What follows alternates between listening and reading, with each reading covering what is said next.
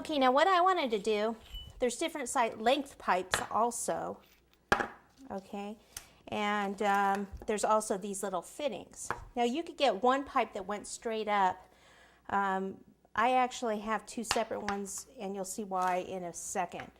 I have this little one, and this one's with the screw part, it's about 3.5 inches. So you take this and you just want to screw this in,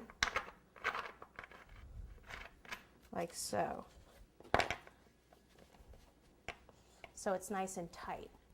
Okay, I want this, the bottom part I'm actually going to do in styrofoam, and then the top part is going to be the real cake that we have right over here. And actually this real cake, what I want to do is pop this in the freezer so it's not sitting out. So remember I showed you the 3 pieces.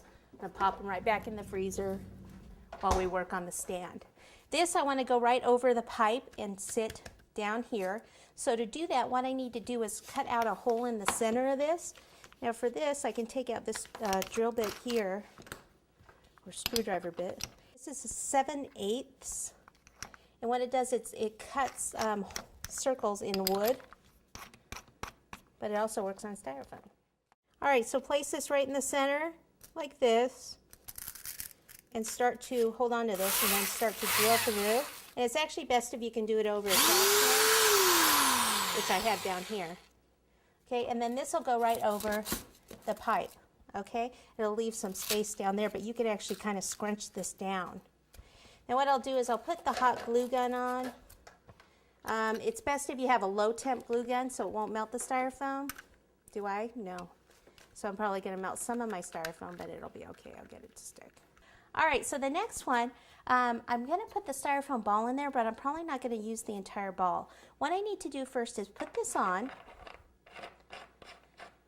And then I'm going to be putting this next pipe on. Okay, so that's just a connector, and then this next one is 8 inches. Okay, so I'm going to pop this on.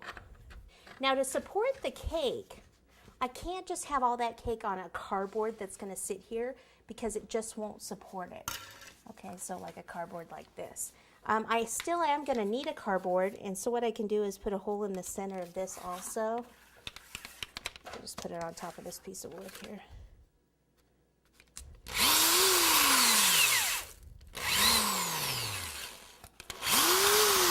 Okay. Because if I just put this over here and set it on here, see what happens? It's going to bend with the weight of the cake. That's just going to bend, so that's not going to work by itself. Sometimes what I do is use these plastic plates. They're usually the ones that have the legs on them, but these actually come without the legs, so you don't have to cut the little feet, or the legs, I guess they're called feet, off. But I could just drill a hole right in the center of this, right here, like this, and place this over the top. But these still do give a little bit, so they are a little bit flexible. So for this, since we have a lot of weight, like lower and then going up higher, I really felt like I needed a wood board. And you can tell that this, I actually cut this because see how bad it is on the saw. And it's not that big of a deal because I can actually cover most of it with the stuff that I do later. So if I can do it, you guys can. All right, so I used the same bit here to cut the hole in it, and then my cake will go on the cardboard over this, and that's what's going to support the cake. Okay, so I need to fill in with the ball underneath here. Okay, so I need to cover this, and I also need to cover down here. What I'm thinking I'm going to do, let's see, the ball, if I cut it in half. Okay, what I'll do is I'll take first one, and I go ahead and I'll drill this right down the center.